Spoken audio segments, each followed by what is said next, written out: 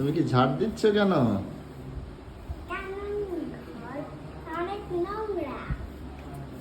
তাই?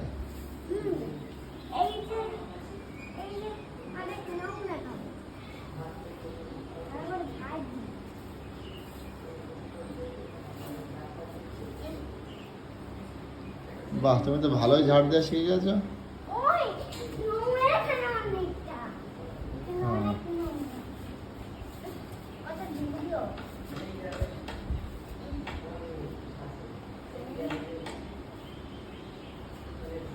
হয়েছে?